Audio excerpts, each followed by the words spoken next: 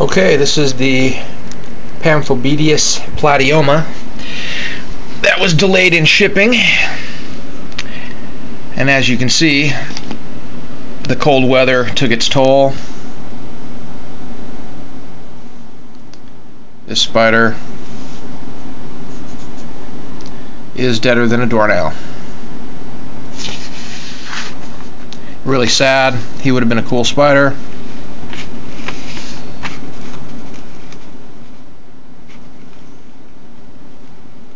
Nice coloring. But instead, I have a $150 lesson learned. What a bummer.